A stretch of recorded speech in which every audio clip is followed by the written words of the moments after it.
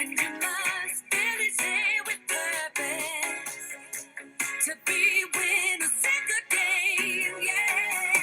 Future is a wishing well. The past is spent, we're gonna share. Oh, today's the only day that truly counts. For happiness, happiness and wealth. You got to seize the moment, jump right in. No excuses, no delay. Be the leader, do it now. Man, your health, your life, your way. You got to live it and not just want it. Really live it, not just say it. I say to live it, don't just dream it. The sun of his love now, we live it every day.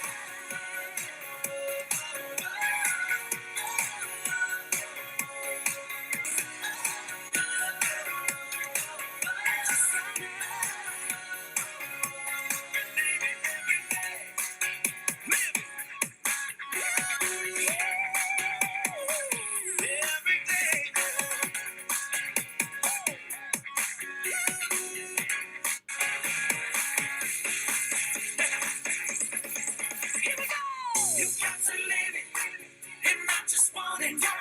Really live it, not just say it. I say to live it, don't just dream it. The song that we love, yes, we live it every day. Yeah, just want it. Really live it, not just say it. I say to live it, don't just dream it. The song that we love, yes, we live it every day.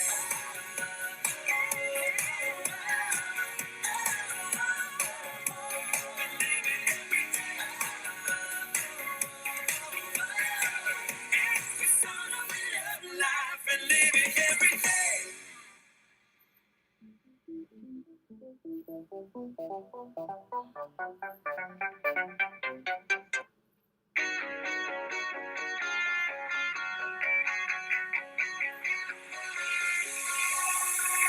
You got to live it and not just want it. Really live it, not just say it. I say to live it, don't just dream it. The son of we love life and live it every day.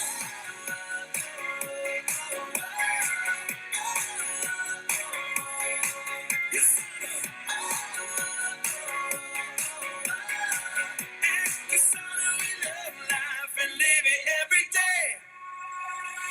There's very little difference in all those who lead the path, from the spectators who focus on the things in life they lack. That simple little difference in all champions and the teams. It's that action with persistence creates dynasties from dreams. Oh, you got to seize the moment, jump right in. No excuses, no delay. Be the leader, do it now. Let your health, your life, your way. You got to live it and not just want it. Really live it, not just say it. I say to live it, don't just dream it. The son of we love life and live it every day.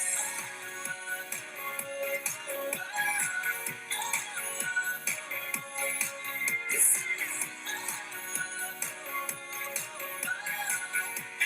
son of we love life and live it every day. In this world that's changing, there's one truth that stays the same, and you must really say with purpose to be winners in the game. Yeah. Future is a wishing well.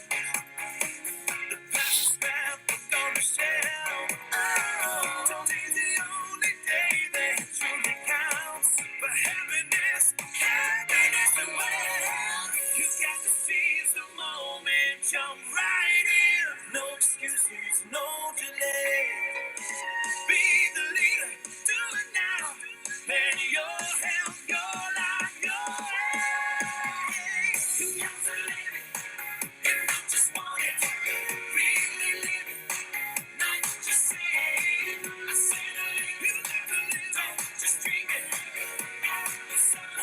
We live it every day.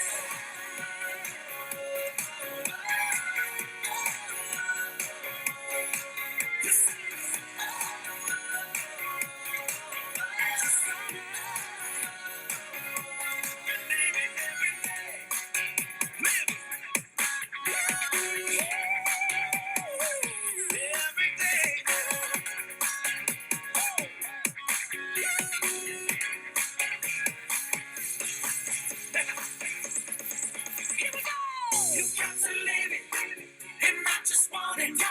Really live it, not just say it. I say to live it, don't just dream it. You saw that we love, yes, we live it every day. Yeah, just want it, really love, not just say it. I say to live it, don't just dream it. You saw that we love, we live it every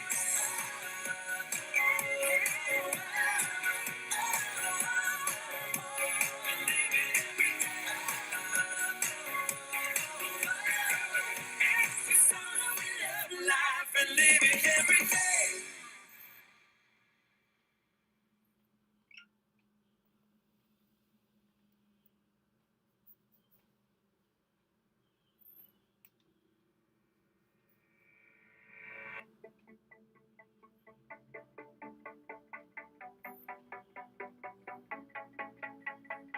Some people wish the law of attraction will bring them riches they seek.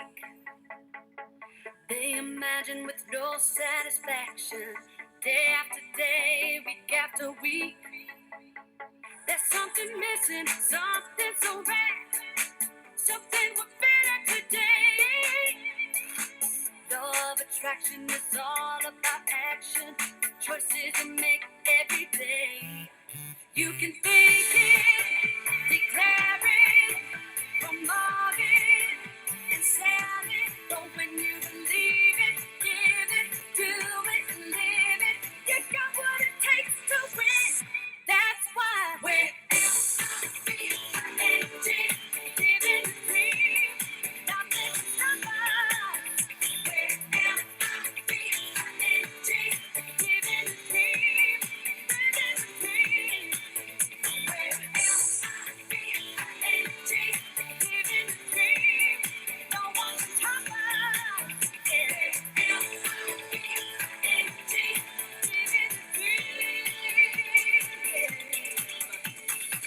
Some people follow the crowd cause their friends do.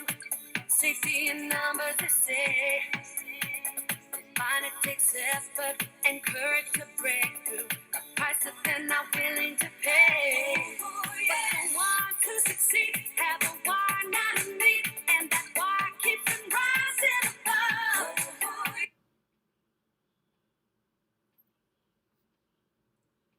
Alright, good evening everyone and welcome to our Super Saturday. So I hope you are all having a restful weekend.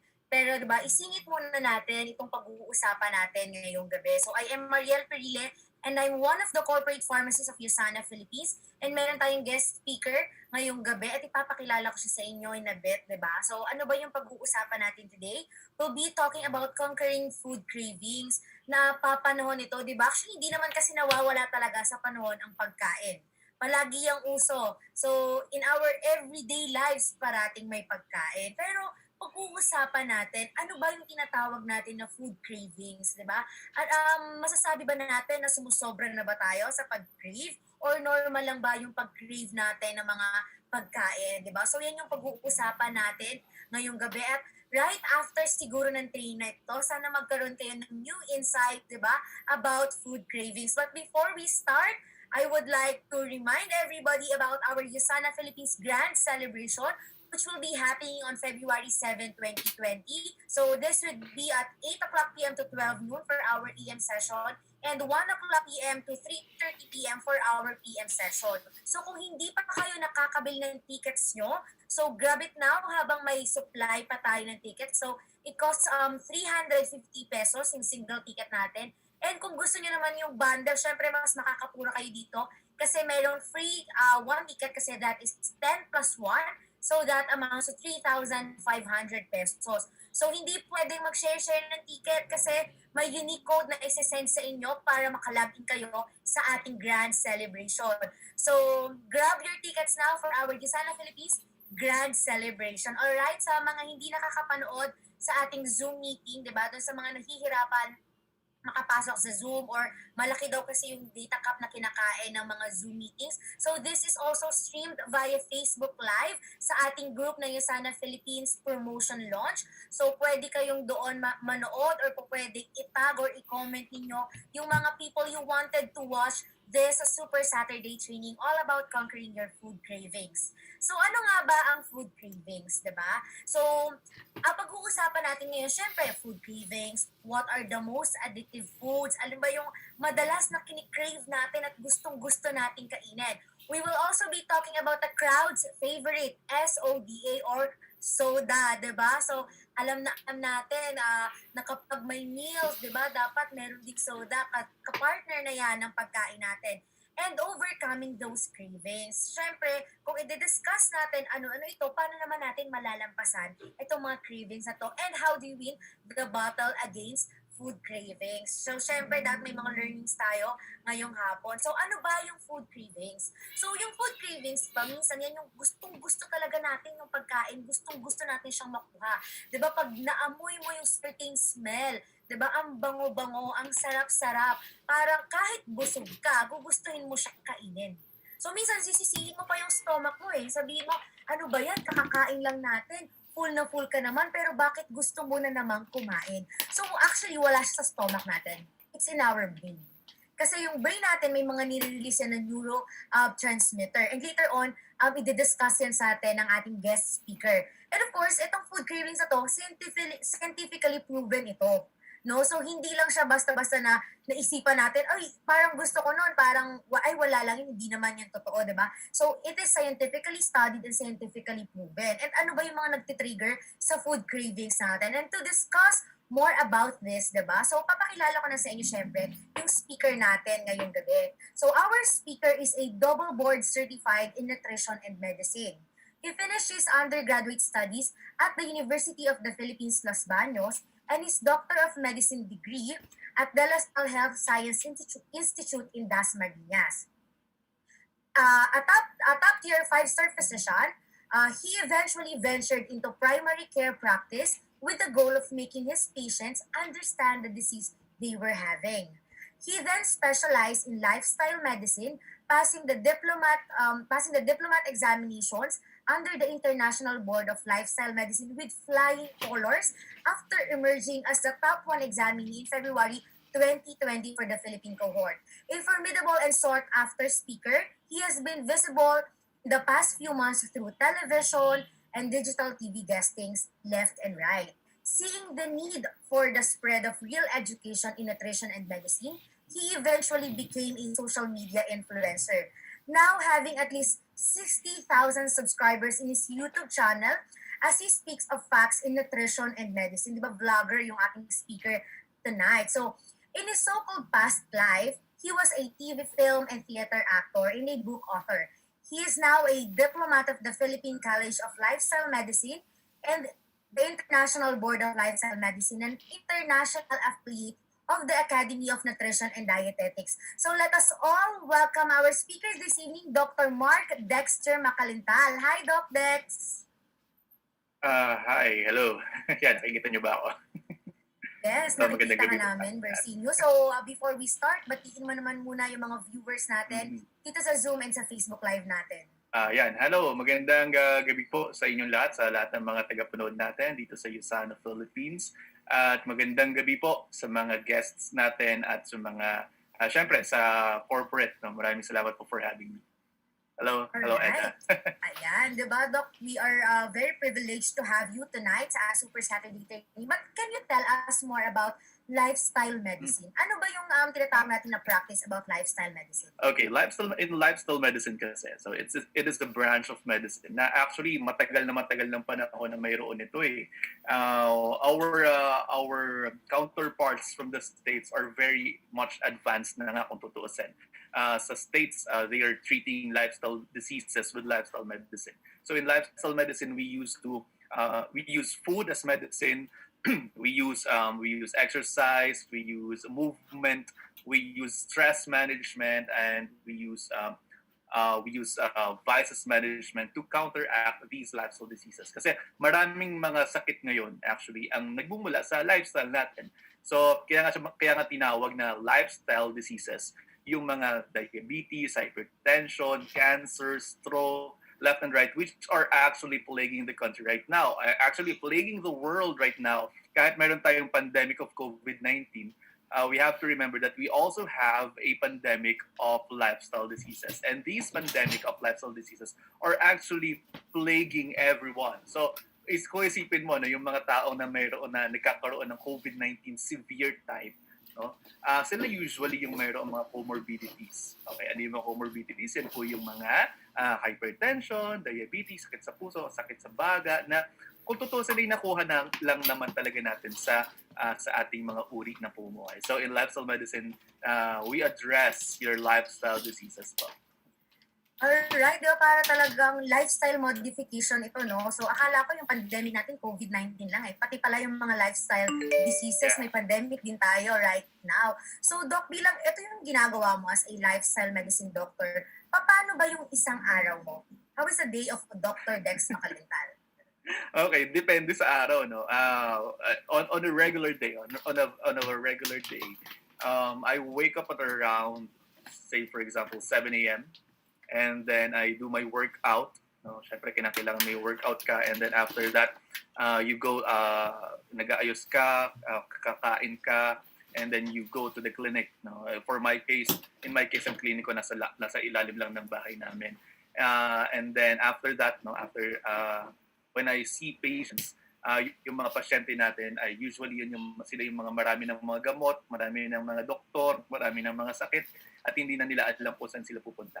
So, mahirap yung trabaho kasi I sort of synthesize everything. I sort of integrate lahat ng pinagsasabi ng mga doktor nila, kasi may doktor sila sa puso, may doktor sila sa baga, may doktor sila sa diabetes, may doktor sila sa kung saan-saan, sa mga tuhod nila. So, usually, ang tanong nila sa akin, ano ba yung magagawa ko pa?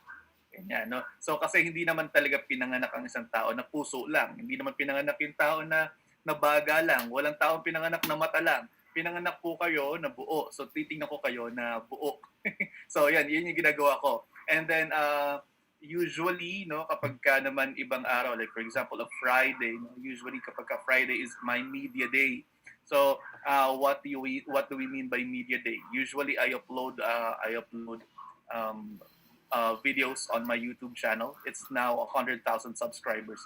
Ang bilis nga. And then after that, usually meron akong TV guestings or radio guestings. That's my media day. Friday is my media day. So I move. If not sa bahay, I go to the studio. I go to do interviews. So yeah. It's you just search for Dr. Dex Makalintal on YouTube. Ayan. Alright, Doc, napaka-busy naman pala ng everyday life mo. No? Buti na i-incorporate mo pa dyan yung pagkakaroon ng healthy lifestyle. And talking about healthy lifestyle, no? So pag-uusapan pa natin syempre ngayon, all about food cravings. So paano mo ba masasabi na food craving lang yun or addicted ka talaga sa pagkain? How would you differentiate that? Yung cravings kasi, no, it is an intense desire to food. Okay, so kapag hindi mo na talaga makontrol yung sarili mo, that you can say that it's addiction. So food craving is defined as a very intense desire to food. Like gustong-gusto mo siya, no, it's uncontrollable. The person may seem to feel that they cannot satisfy their hunger until makuha nila yung food na yon. Like for example, nagka-crave ako ng chocolates, ganyan. So hindi ako mabubusog hangga't hindi ako nakapag-tsokolate. So yan yung food craving. If it is addiction, okay, you cannot work kung hindi ka makakain yan. So very seldom naman nangyayari yung addiction in reality, ano. Pero there are the cases na may mga ganyan. Kasi ang nangyayari kasi dyan, yung mga tao nagkakaroon ng problema with the neurotransmitters. Kasi yan yung mga nagbibigay ng parang happy ng happiness natin. So later on, we're going to discuss that how it happens. Alright, so parang may kulang pag food cravings, parang may kulang lang, no? Pero Parang kaya mo kulang pa lang. namang Yeah. magpatuloy. But when it comes to food addiction, talagang parang hindi mo na kaya, no? Hahanap-hanapin mo na talaga siya. Para din pala tong yung mga addictive drugs natin, no? Yeah. Na parang kapag nawala siya sa sistema mo, parang mawawala ka na din, di ba? Hindi mo na alam yung gagawin mo. So, Doc, pwede ba nating i-relate itong food addiction sa mga addictive drugs natin? Do they have the same effect sa katawan natin, sa brain natin, same hormones din ba? So, Doc, can you explain more about Okay. that? Ganito kasi, no? Kapag ka po kasi, remember, kapag ka happy ka, gusto mo, parati kang happy. Okay? So, your brain... Oo naman, Doc, di ba? yeah, Happy ka ba ngayon, Doc? yeah, I'm happy.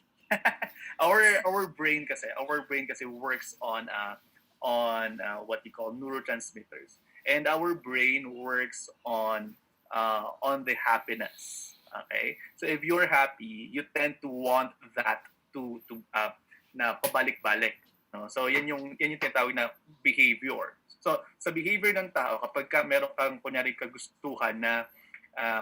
kang kagustuhan na, say for example, itong bagay na to, this piece of paper, this makes me happy. Crumpling it up makes me happy.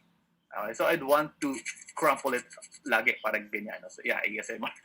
So lagi kapag crumple ko siya, yeah, it makes me happy. But then again, what happens kasi is that it turns on something in the brain. Okay? And what turns it on? What turns on? Yun yung pagpo-produce mo ng happy hormone, specifically dopamine. Okay, so kamukha yan ng mga nicotine, ng mga addictive drugs, ganyan. So usually kapag ka nag-open up yan, kapag ka na-release yung hormone yan, it tends to make you happy. And if it tends to make you happy, kapag ka bumaba na yung level ng dopamine, you want to do it again para bumalik yung taas ng level ng dopamine, and then it will make you happy again. So yan yung nangyayari sa addiction. So it relates to drugs, it relates to your food. Kasi kapag mataas yung uri ng dopamine, mataas yung dami ng dopamine mo, diyan sila nagkakaroon ng more cravings, more gusto nila, makuha ko to, kuha ko pa nito. So kaya nagkakaroon sila ng addiction to food and to drugs. So halos pareho sila. That is how the mind works, really. Hahanap-hanapin mo pala talaga siya, Dok, no? Kasi it makes you happy eh. Nandun yung parang pleasurable siya for your brain. Kaya nagkakaroon ka ng food addiction, no? So, ayan, sa mga viewers natin ngayon, i-identify nyo na kung ang nangyayari ba sa inyo ay food cravings lamang or food addiction na, di ba? So, Doc, ano ba yung pwedeng maging causes ng mga food cravings to be recurrent and persistent? So, pwede mo ba itong basta na lang mawala sa'yo or paulit-ulit na babalik at babalik to sa'yo? Okay, maaari yung paulit-ulit na bumalik-balik. Okay, lalo at higit kung paulit-ulit mo ding pinupuntirya yung kunyari pagkain nyo. Like for example, you want pizza.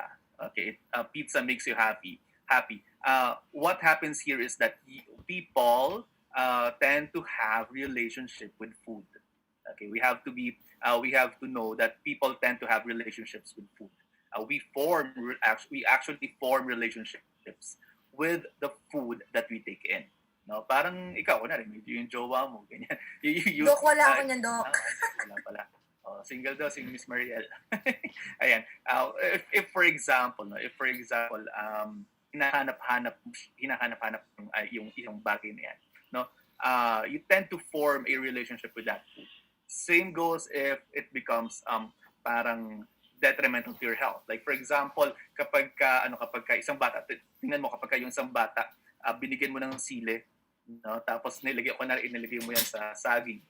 No? Kapag yung saging, nilagyan mo ng sili, tapos pinakain mo doon sa bata, it tends to give a negative emotion to food. So hindi na niya gugustuhin yon. But then again, kapag more of sweets, more of fatty foods, more of sodas, yung mga ganyan, it tends to create a happy feeling kasi nagtataas na sila ng dopamine sa iyo.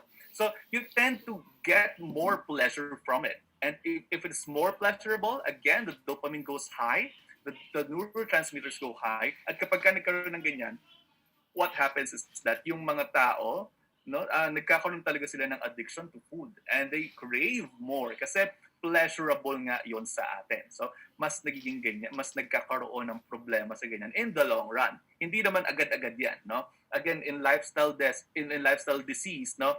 In lifestyle diseases, hindi naman agad-agad po yan, no? So, yan yung double-edged sword. Yan yung lagi kong sinasabi na, laging sinasabi ng mga magulang, ng mga nakatatanda, no? Yung mga bagong magulang, ay, konti lang naman. Pero ang lagi kong tanong, saan po ba nagsisimula ang madami? Patikim lang naman, di ba daw? Titikim lang naman siya, di ba? Hindi Sabi nga naman sa kanta. parate. Oo, hindi mo parate. Sabi nga sa kanta, nagsimula sa patikim-tikim. Ayun, no. Tama, Dok. Dahil doon sa patikim-tikim na yon, di ba, dumami na ng dumami hanggang hindi na niya mawala sa isip niya. Yeah. Pag naamoy niya yun, so gustong-gusto niya parati kasi pleasurable. Hahanap-hanapin. So, yan yung mga terms natin ngayong gabi, di ba? So, yan yung mga hashtag na gamitin niyo tonight. So, Doc, in your practice, no, sa mga na-encounter mo, ano yung mga common na pagkain na kinikrave ng most Filipinos? Okay, so usually yan yung mga mga sinasabi ng mga pasyente ko, fast food. Okay? Chicken, oily foods like french fries, sodas, yan, yung mga matatamis, okay? Yung mga ice cream na yan, yung mga chocolates na yan, yung mga pizza na yan. So, usually, the processed foods, no, these processed foods, yung mga highly processed, yan yung mga usual kinakrave ng mga tao. And sad to say, there are a little, like for example, mga 2-3 sa isang linggo na parating nasasawata natin ng mga yung mga nagkakaroon sila talaga ng addiction and craving sa mga ganyang klase ng pagkain, and that's really sad. Yun daw kasi, Doc, yung masarap. Kaya, sorry na, Doc, talaga. Kasi ako din, aminado din ako na gusto ko din yung mga pagkain niyan. Actually, may nabasa nga ako na article na yung top 3 foods daw na nakaka-addict is pizza, yung mga matatamis na pagkain, gaya na sinabi mo, ay yung mga fried food natin. So, eto bang mga pagkain na to, kasama yung binanggit mo, do they even give us even a little, kahit konti lang na nutritional benefit? Okay, let me start this by saying na by debunking yung sinasabi nila na unhealthy food. Okay? There is no such thing as unhealthy. Kasi for example, sa isang bata na kwashiorkor and marasmus, for the benefit of everyone, yun yung mga sakit ng mga bata na sobrang malnourished. Okay? Ibig sabihin kapag malnourished, maaring payat na payat sila, kulang na kulang sila ng energy. A processed food like a corned beef can be healthy for that person. Okay? It can save the life of that person. But then again, for the general public, there are healthier choices. Okay? So, yung mga pizza, yung mga sodas, yung mga yan. Well, yes, they have nutritional value. Kaya kung makikita nyo, meron silang nutritional facts, di ba? So yes, they have nutritional value if we are going to be strict about it. So they give you energy, they give you carbohydrates, proteins, and fats. However, the quality of the carbohydrates and proteins and fats, dyan sila nagkakaroon ng problema. Yes, tama po sa pediatrics. No? Ano kaya itong PSH? Severe protein deficiency. Yeah, caloric deficiency yung mga yan. So that's protein, energy, malnutrition, to be exact. So kung nagkakaroon ng problema ganyan, a can of corned beef can be life-saving for that person. But then again, the quality for the general public, dyan tayo nagkakaroon ng problema. Dyan nagkakaroon ng differences. So kapag dyan magkakaroon tayo ng problema. Like for example, kaya nagkakaroon ng double burden of malnutrition, specifically yung pagkakaroon ng micronutrient deficiency dahil sa mga kinakain natin. No? Kung ang kinakain natin, puro junk. Yung so-called junk. No? Kasi usually empty calories. No? May calories man, pero kulang yung benefits na makukuha mo. Kasi kulang ng vitamins, minerals, and trace minerals and other nutrients na kinakailangan ng inyong katawan. People who are going on fad diets, meats, eggs, seafood, sila lang kainin ninyo. However, ang problem ay yan yung nagkakaroon ng problema lalo. Kasi meats, eggs, seafood, keto, ano kinain mo? Puro fat. Where is your carbohydrates? Wherein your carbohydrates are great sources of your calories like calories from your carbohydrates, yes, but then again kinakailangan mo pa rin ng vitamins, minerals, and antioxidants. Ayan, Doc, no? Since nabanggit mo na, kasi may nababasa akong mga questions no? What can you say about daw dun sa keto diet, sa intermittent fasting? Are you into it, against it, or may benefits ba siya or totally wala? Or ano ba yung masasabi mo about this from your professional opinion? Okay, if you want to lose weight, yeah, you can do keto. You can do intermittent fasting all you want if you want to lose weight. But then again, remember everyone that there are four components of your weight. Weight is a component or a summation of your bone, of your water, muscle, and fat. For the ketogenic diet or any fad diet around, what you're losing is water and muscle mass, not fat. Eh gusto mo nga mawala yung taba, sabi yung bilbil mo gusto mo yung mawala eh. Pero hindi mawawala yan kasi nga you are putting in more fat. Like for example, this one. Ito, medyo madumi ng konti. No, so if this is your body at kung lalagyan ko to ng tubig, kung lalagyan ko to ng tubig, and then I'll crank up the drain. No, I'll widen the drain. Siyempre, mababawasan. But if I crank up the faucet, hindi mababawasan yung laman nito. Padami pa siya ng padami. You cannot empty a tub by widening the drain but cranking up the faucet. You can never do that. Walang ganon. Isipin mo, nagdadagdag ka ng fat, no? Gusto mo bawasan yung fat pero nagdadagdag ka ng fat. How will you do that? That's a very, very obsolete science. And then they got the science wrong. If you guys want to know more about the ketogenic diet and its benefits on losing weight, you can visit my channel. And if you want to know the real reason why you should not do the ketogenic diet, you visit my channel. It's Dr. Dex Makalintal on YouTube. It's a 30-minute long video. It is a 30-minute long video and my goodness, tapusin nyo yan. Tapusin nyo. Hindi ko alam kung ano pang science ang kinakailangan ninyo para sabihin sa inyo na anak ng pating, huwag na kayo mag-keto. When it comes to intermittent fasting, yes, you can do intermittent fasting. Intermittent fasting actually prolongs your mitochondria, gives you more mitochondria, and then your intermittent fasting, if done right, kung gagawin nyo yung tama na mayroong chronobiology, like for example, you eat breakfast talaga, and then hanggang like for example 6 a.m. to 6 p.m. ka mag-intermittent fasting, okay lang yun. Walang problema yun. Yan nga yung totoong ginagawa ng mga magulang natin nung mga bata pa sila. Yung mga magulang at mga lolo't lola natin, yan yung ginagawa nila ng mga una pa. But then again, no. Tama for epilepsy lamang talaga ang ketogenic diet for those who are refractory to medications. And the four components of your weight, your bone, your muscle, your fat, and water.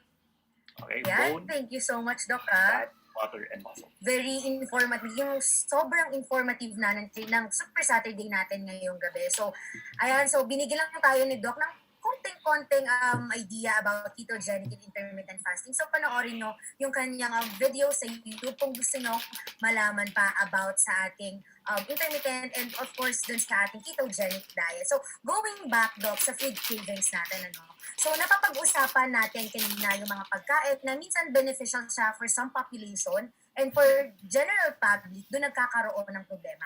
Yeah. So, ano ba sa tingin mo yung mga diseases na pwedeng ma-associate natin dito sa maling pagkain natin or dito sa sobra-sobrang food cravings natin ng mga pagkain na syempre hindi naman ganun ka-beneficial para sa katawan natin? Ano yung mga diseases na pwedeng ma-associate?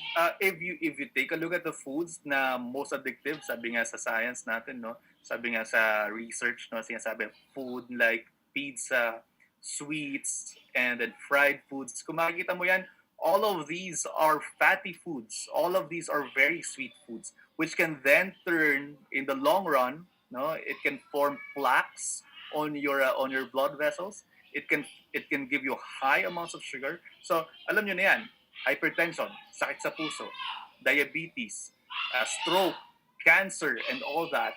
o pwede kayong magkaroon yan in the long run. Hindi ko sinasabi na ngayon magkakaroon kayo niyan kung yan lang kinakain nyo. But then again, in the long run. Nakita na sa mga pag-aaral, wala lang dito yung libro ko, nasa kabilang studio yung libro ko. But kapag ka nakita niyo yung libro nyo kung gaano kadaming pag-aaral sinasabi na if you eat more of these processed foods, all of these processed foods, kung makikita ninyo, pizza, sweet treats, like your pastries, ganyan, fried foods, they are rich in trans fats, they are rich in saturated fats, they are rich in processed foods, they are rich in processed chemicals. All of these are related to having heart diseases, having heart attacks, having higher risk of contracting your cancer, of contracting your diabetes. At dahil nga nasa pandemic tayo ng COVID-19, kung meron po kayo nito, maaaring mapalala yung mga yan. At kapag malala yung mga comorbidities ninyo, maaari din po lumala ang risk stratification ninyo for COVID. Kung magkaroon ka ng COVID, maaaring severe agad yan. At tandaan nyo po, kapag naging severe type yung COVID-19, napakahirap na pong balikan ng normal na buhay ninyo. And then, bukod pa dyan, let me tell you, everyone, na yun pong mga sakit na yan, lahat po yan ay linked sa tinatawag na obesity. And obesity is a disease. Obesity is already considered a disease by itself. Kasi, diagnosis na yan, kasi kapag hindi mo dinadiagnose yan, more likely kapag hindi mo dinadiagnose yan, nagkakaroon na ng problema in the long run with lifestyle diseases. Kasi, hindi pala ako obese. Okay lang, hindi naman sinabi sa ni doktor na obese ako eh. Kain pa ako ng kain. But then again, after a while, mamaya atap na sa puso yan. So, guys, attain and maintain a healthy weight. Siguro, Doc, yung mga viewers natin ngayong gabi, parang napapaisip na sila na, teka, yung mga sinasabi ni Doc na mga pagkain, parang yun yung kinakain ko everyday. So, I'm really exposing myself to these kinds of diseases, no? So, it's about kasi yun sa lifestyle din natin eh. How do we really live our life? How do we eat these kinds of food? Kasi minsan, hindi naman sa amin sinasabi na do not eat that, do not eat this, iba, in moderation. So you have to know yung limits, diba? Kasi baka mamaya minsan, napapasobra na. So Doc, how about this one, diba? Soda. Alam natin, sabi ko nga kanina, it's a crowd's favorite. Soda. Ang dami-dami kong kilala, ang dami kong press. Instead of water, soda na lang yung ginagamit nilang panulak after nila kumain. So, Doc, di ba meron tayong mga tinatawag na diet soda, sugar-free soda? Sing healthy ba din sila na pwedeng ito na lang yung i-take natin instead of yung regular na soda? Ganun din ba? Ano yung difference? Yes, Doc. Tell us more about it. Okay, no. The quick answer is no. That is the short answer. Okay? But the long answer is this one. Maraming research na nagsasabi na it can really contribute to a lot more weight gain. Okay? Sugar-free. Okay, sugar-free, ganyan. But then again, artificial sweeteners are designed to create some similar reactions, okay, in the brain such that kamukha lang sila ng normal sugar. Plus, maraming suggested studies din na nagsasabi na those who regularly take in artificial sweeteners may crave for more sweets. They can choose sweet food over nutritious foods. At kapag ginawa nila to, more sweet foods yung kinakain nila, mas nagkakaroon sila ng problema with that. They actually tend to choose yung mga sweet foods more appealing than fruits, than vegetables. Kasi ito lang kakainin ko, parang ganyan. And that can lead to a lot more weight gain. At kapag nagkaroon ng a lot more weight gain, dyan nagkakaroon ng problema ang mga tao.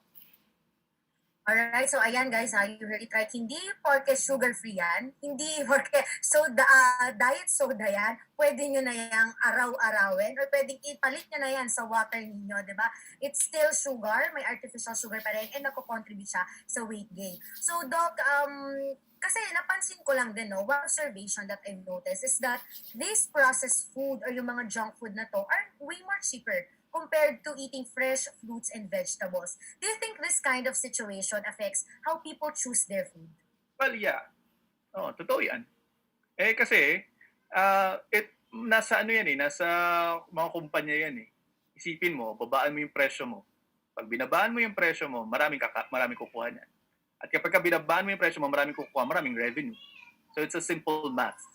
Okay? But then again, kung sasabihin niyo sa akin, kung sasabihin niyo po sa akin na dahil mas mahal yung fruits, mahal yung vegetables ba't hindi ka magtanim? Oh, sasabihin sa akin ngayon siguro ng mga nanonood. Ang Walang tagal kasi lupa, Doc. Walang walang lupa, ganyan. But that is a very lame excuse. I'm sorry, but that is a very lame excuse. Why? Number one, pwede ka naman magtanim sa paso. Number two, there are other modes of planting. You have hydroponics. You have a lot of technology right now. You have hydroponics. Third, you can communicate with your local farmers. Help local.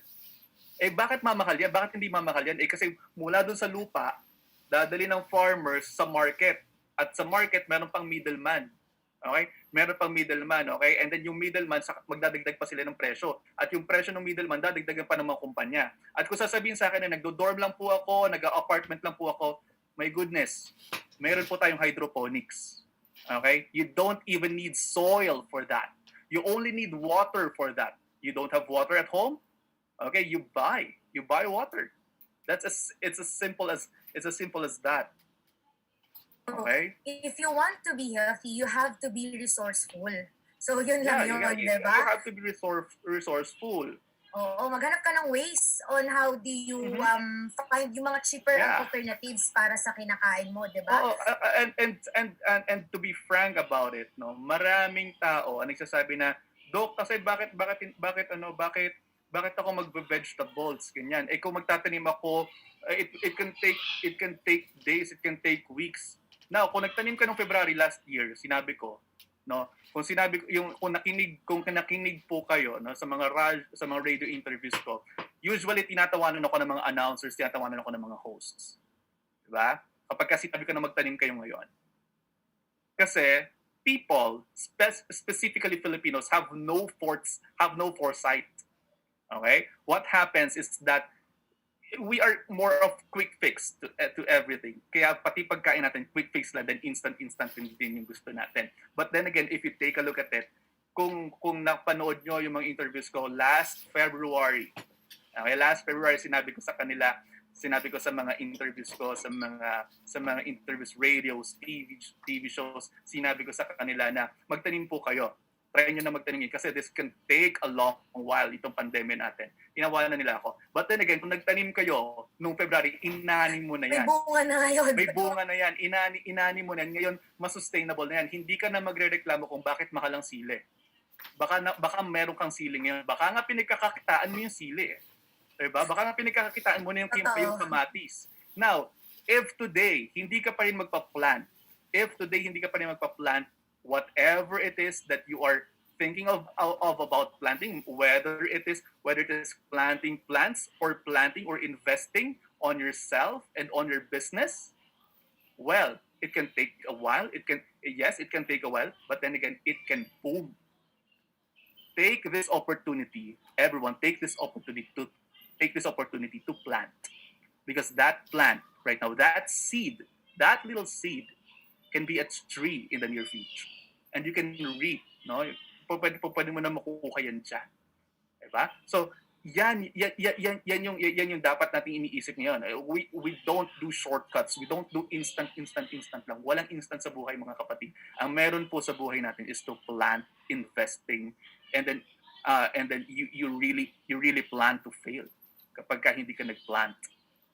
Alright, parang, di ba, sa buhay din natin yun, applicable in what we do in very our applicable, lives. yeah. Kasi yan yung lifestyle The problem with lifestyle is that yung problema natin, dinadagdagan pa natin. But then again, it's very simple. Now, the problem at hand is very simple. Kasi ang dami possible ways on how to do it. Ang dami possible ways on how to tawag dito, at pigilan mo yung pagkain ng mas mahal. Sasabihin mo mas mahal yung vegetables. You go to your farmers, you go to the local farmers. Tingnan ko kung mahal pa rin yung kilo niyan. Kasi you go to the horse's mouth You go to the tawag dito, to the area mismo You go to the ground zero hindi ka dumadaan doon sa middleman, hindi ka dumadaan doon sa companies You go straight to that. Diba? Alright, Eh, Doc, yung mga tao gusto lang nila ng income. Eh. So anyway, convenient, 'di ba? yeah, Yung convenient. nandiyan na, oo. So you have to find ways talaga. Ang dami-daming plantitos and plantitas nowadays, especially nung nagsimula yung quarantine, 'di ba? Yun yung pinagkakaabalahan nila. So aside doon sa mga plants na tinatanim niyo, yung mga flowering plants natin. So magtanim din kayo ng mga root crops, 'di ba? Magtanim din kayo ng mga pwede niyo namang makain, 'di ba? So para yung mga talents natin, yung mga green thumb naman natin diyan, mapakinabangan natin, 'di ba? So, ayan, Doc, so going back sa ating mga food cravings, no? Since dapat nga yung kinakain natin, yung mas healthy, nutritious food, fruits and vegetables, di ba? So, kaso kalimitan, ang nagugustuhan natin kainin, yung mas masarap, di ba? Yes. Yung mas appetizing para sa atin, mas mabango, di ba? So, yan yung mga kalimitan nating nakakain. So, since nandito na tayo sa topic of food cravings, papaano mo ba ma-overcome itong food cravings na to?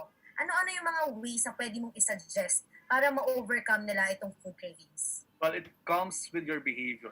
It comes with a decision. It comes with a decision kasi. So, ito mga food cravings kasi na to, no? It happens kasi kinondition natin yung mga utak natin na ito yung masarap. Si nanay. Okay? Sinanay natin eh. Parang masyado nating binaby yung mga sarili natin. Okay? Sinanay natin yung mga sarili natin. Sinanay natin yung mga anak natin. Sinanay natin yung mga pamangkin natin. Ay ipakain natin hot dogs. Ang ipakain natin ay instant noodles. Ang ipakain natin ay canned goods. Dahil yun yung quote-unquote masasarap. But then again, hindi ba kayo nasasarapan? Tell me, we have here yes, no, go slower, go fast, more, and clear all. Tell me on the comment section, hindi ba masarap ang orange?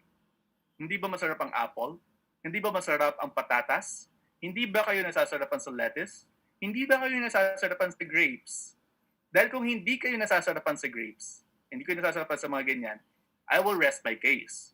But then again, kung may sweetness din yan, at yun ang gusto ninyo, why go for candies when you can go for grapes? Why go for if you want a little bit salty, why not go for nuts? These are whole foods. These are whole foods. This is how you can communicate with your children. Start them young, ladies and gentlemen. Start them young. Huwag niyong masyadong pakainin ng hot dogs. Huwag niyong masyadong pakainin ng mga instant na manok, mga chicken lollipops. Okay? So if there are sorry if there are people who are executives here who are baka tinatamaan no ng mga companies siguro. I'm so sorry.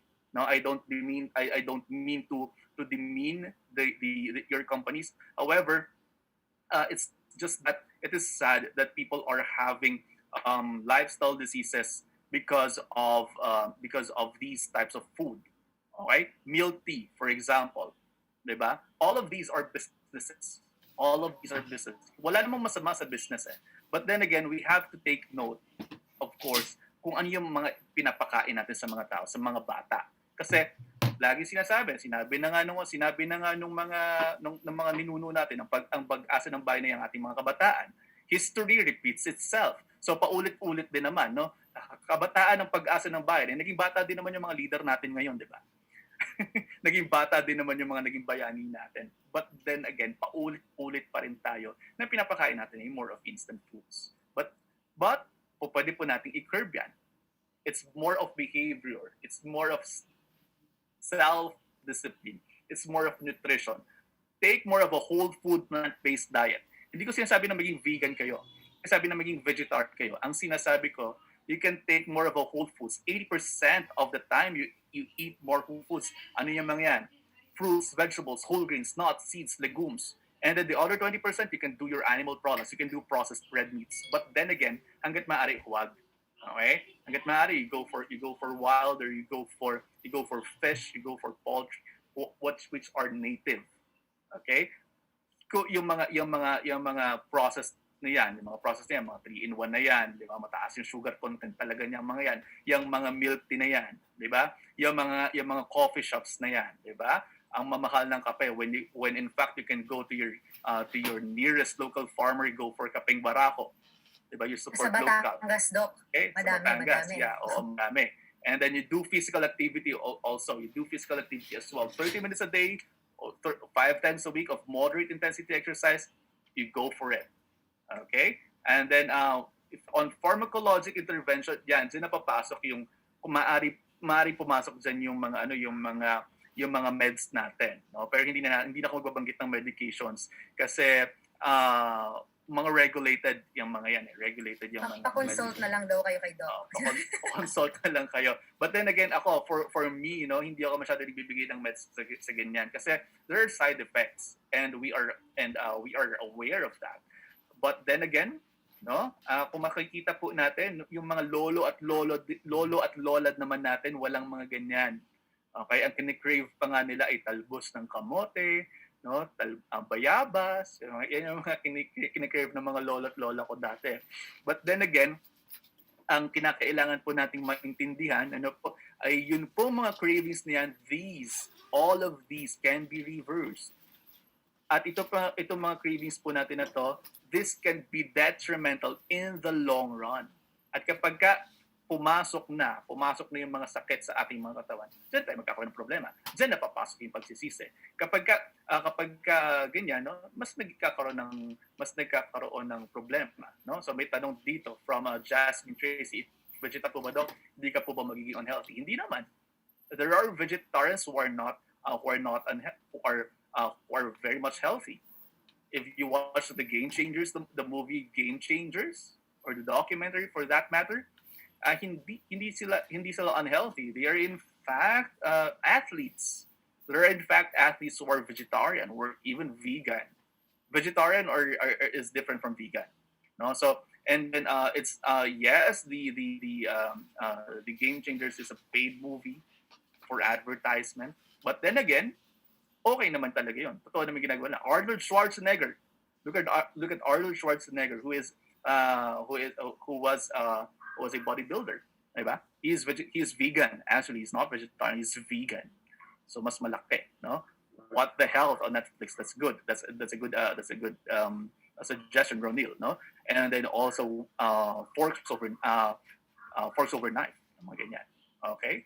So, alright, so ang dami kong nakuha doon, Doc, no? Pero isa sa tumatak sa isipan ko, sabi mo, yung apple ba walang sugar, yung lettuce ba hindi masarap. Masarap yung lettuce, Doc, kapag may sangyup. Joke lang, Doc. Na-entry ko pa yun. Sige. Ayan, Doc. So, yun nga, binanggit ni Doc Dex, no? So, kung nag-crave ka sa matamis, nag-crave ka ng chocolate, nag-crave ka ng cake, ng ice cream, why not go for a healthier option? You go for cherries, you go for grapes, for blueberries, diba? So, pwede yun. At least ka pa sa natural sugar and healthier siya compared dun sa options na ginugusto mo. Kasi you can actually combat itong food cravings mo na to eh. So, planning yung mga kakainin mo, you have to manage yung kakainin mo. Hindi yung maisipan mo lang, ay, ito gusto ko. Maya't maya, kung ano na lang ginusto mo, yun at yun na lang din yung kinakain mo. Kahit busog na busog ka pa, diba? So, you have to manage your intake. So, pangalawa is dumping yung mga unhealthy snacks mo, diba? Minsan nga, Doc, diba, meron pa mga food stash sa room, may food stash sa bahay, yung minsan lang naman pag nag-crave lang ako, parang araw-araw nag-crave, no? Ayun, naubos na niya yung laman ng food stash niya, diba? So, kailangan, minsan nga, tanggalin nyo na yung food stash na yun para hindi kayo matempt na kainin yung laman nun. Kalimitan yung laman nun, yun pa yung mga hindi ganun ka-nutritious na pagkain. So, sticking to some healthier options, instead of mag-stock ka ng fries sa bahay mo, diba? Tapos lulutuin mo na lang. So, why not go for yung mga roasted sweet potatoes mo, diba? So, healthier siya compared dun sa fries and less calories siya. So, less yung weight gain mo compared kung fries yung kakainin mo, burger yung kakainin mo, diba? So, mag-isip ka ng alternatives kung ano yung gusto mong kainin. And of course, pwede ka rin magkaroon ng mga meal replacements. So, here in Yusana, we also have our Yusana Nutri-Meal and mababa lang yung glycemic index niyan. So, kung nag-crave ka ng chocolate drink, kung nag-crave ka ng strawberries and cream frappuccino mo, meron tayong chocolate na Nutri-Meal, meron tayong strawberry Nutri-Meal, meron tayong vanilla na Nutri-Meal, di ba? Pwede mo pa yung haluan ng mga fruits.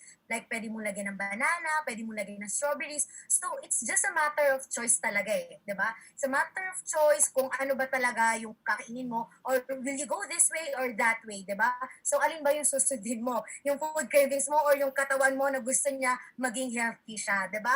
So, talagang nasa sa'yo yan nasa tao siya, Dok, 'di ba? So, Yeah. minsan kasi iisipin natin na, kasi ang dami kasing nakahali na pagkain. Kasi ang dami ko kasing nakikita sa Facebook. Lagi kasi akong nanonood ng mukbang. 'Di ba? Ang sarap-sarap kasi. Yung tunog pa lang nung kinakain nila, parang gusto ko na din. So, ikaw din May kasi. ASMR din ako dito. Ayan. Gusto niyo? Ayan, di ba? Minsan, nasa sarili mo din eh. Kaya ka nagkikrave nitong mga ganitong pagkain. Kaya hahanap-hanapin mo. So, kaya nasasana yung katawan mo na eto't ito lang din yung hahanapin mo. Eto't ito yung kakainin mo. So, gaya nga ng sabi ni Doc Dex, di ba? In the long run, malalaman mo na, ay, teka, parang nagkamali ata ako ng desisyon years ago.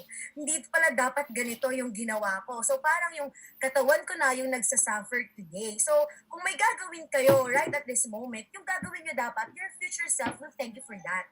Hindi yung magsisisi yung future self mo na, bakit ka ba ganito years ago? Bakit ba ganito yung mga kinain mo way before? Bakit ba hindi ka nakinig dun sa training na Super Saturday with Dr. Dex Makalintal? Kaya tuloy, ganito yung nangyayari sa atin, di ba? So, Doc, before we end our Super Saturday training tonight, so do you have last few words para sa ating mga viewers all about conquering food cravings, all about having a healthy diet, eating nutritious food, choosing yung mga mas nutritious compared dun sa non-nutritious one. So, tell it to our viewers. Oh, sinabi mo na eh. Ay, Anyway. sorry, ako na pala. Anyway, marami pong nangyayari sa bansa natin ngayon. We have the pandemic of COVID-19, but intertwined with that is still the pandemic of lifestyle diseases. You also have your diabetes. You also have hypertension, heart diseases. In fact, heart diseases right now as we speak, maraming namatay sa heart diseases last year. It's around 17 million worldwide, around going towards 18 million worldwide. See, for that matter,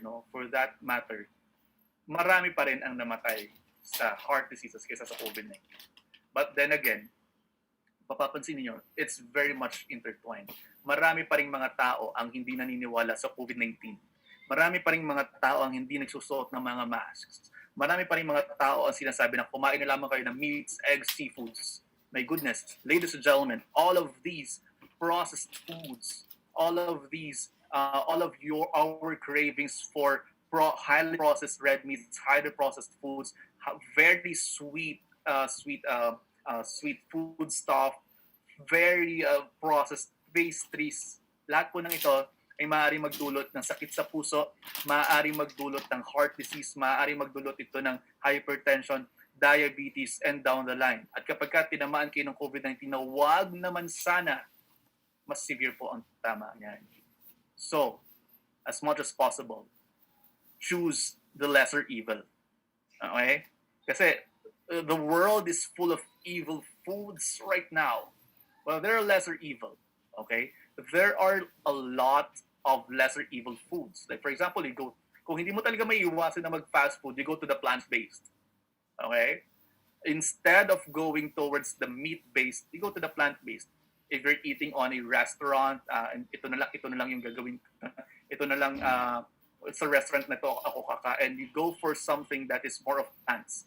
Tofu, tempeh, mga ganyan, soy, pwede po yan sa inyo. No? And then, tandaan din po natin na intertwined with the pandemic is still the pandemic of ineptitude. Okay? Yung nandyan yung informasyon, ayaw mong tingnan. Nandyan yung informasyon, ayaw mo pa rin paniwalaan. Yung nandyan yung, and also, the pandemic of ignorance. My goodness, andyan yung informasyon, no? Babasahin mo na lang, nakasulat naman dito. Ayaw mo pa rin gawin. Diba? So, nandyan na yun, no? Isinusubo na sa atin ang lahat ng informasyon. Ita-take in na lang natin. So, dapat we accept that. Okay? And then with the cravings, no? With cravings, you have to learn how to read nutrition labels, have to know how to substitute foods. So, healthier ang black rice kaysa sa white rice. Healthier ang wheat bread kaysa sa white bread. Healthier ang mag-exercise kaysa sa nakaupo ka lang all day. Healthier pa rin ang mag-meditate kaysa sa mas stress ka sa jowa mo na alam mo namang niloloko ka lang. Okay? Healthier ang mag-meditate, ang mag-yoga kaysa sa ma-stress ka sa trabaho mo. Okay? Healthier ang magtanggal ng sigarilyo kaysa sinusunog mo yung baga mo. Okay? So, mas maraming healthier options for us. We just have to grab it. Kung nagtataka kayo, paano naman ako magtatanim? Maraming alternative on how to plant. You plant right now. This can go long. This pandemic can go up to 3 more years. Lalo dito sa Pilipinas, na mababa ang vaccine, ang tawag dito, ang kagustuhan magpabakuna. No? Dito sa Pilipinas na hindi masyado maganda ang palakad. So, this can even go to 3 more years. Ladies and gentlemen, mag-plant kayo. Kung ano man ang iniisip ninyo na itanim. Be it seeds, be it investment, be it business, ladies and gentlemen, you have to be future-proof. Alright. Thank you so much, Dr. Dex, sa mga learnings namin ngayong gabi from you, diba? So, nasa sa inyo talaga yan, nasa attitude nyo yan on how do you really live a healthy lifestyle. So, your attitude is very critical. All you have to do is start now, diba? Magsimula kayo ngayon. Sabi nga ni Doc, magtanim na kayo ngayon and start from those small actions and mag-build kayo doon, diba? Para masanay yung mga sarili ninyo. And of course, identify niyo yung mga triggers ninyo. Saan ba kayo nagki-crave, 'di ba? Ano ba yung mga nakakasama sa health ninyo? Identify niyo siya and palitan niyo siya ng mga binabanggit nga ni Doc na mga healthier ways, 'di ba? And of course, kasama na diyan syempre ang ating Yusana Nutri-Meal which comes in 3 flavors: our wild strawberry, French vanilla, and Dutch chocolate. So you just have to remember that our products are not intended to cure, treat, or diagnose any disease. They're intended to support and maintain your health. So again, thank you so much, Dr. Dex, diba? Would you like to invite them to follow you on your social media accounts? Okay. Well, on my social media accounts, I'm more active on Twitter and on Instagram. It's at AskDocDex. Okay? If you want to communicate with me via email, it's askdocdex@gmail.com. Virtually, if you have any question, just ask DocDex. Ay, hindi mo na makakalimutan niya. If you have any question, just ask DocDex. And you can go to my YouTube page. It's youtube.com/Dr. Dex Makalintal. So it's very simple. If you have any question on your health, just ask Doc Dex. Alright, thank you so much, Doc Dex. Ayan, you heard it right from Doc Dex. Walang professional feed, Doc Dex, yung Ask Doc Dex natin on Instagram and on Twitter. Ayan, Ask Doc Dex lang, no? And sa YouTube, follow nyo siya and view nyo yung kanyang mga videos, diba? Very informative about health and nutrition yung mga videos ni Doc Dex. Alright, so thank you so much everyone for joining us tonight for our Super Saturday Conquering Your Food Craving. So I hope you learned a lot from us and you will start right at this moment, ngayong gabi na, mag-start na kayo na i-change yung lifestyle niyo, i-change yung behavior niyo when it comes to eating. So again, I am Ariel Perilla and I'm one of the corporate pharmacists of Yusana Philippines. If you would like to watch this video again, this is uploaded and streamed via Facebook Live sa Yusana Philippines promotion launch. So that is a private group. So mag-join na lang kayo, ask to join para mapanood nyo ulit to. So thank you very much everyone. Bye-bye and stay safe. Thank you so much, Doc Dex. Thank you anytime.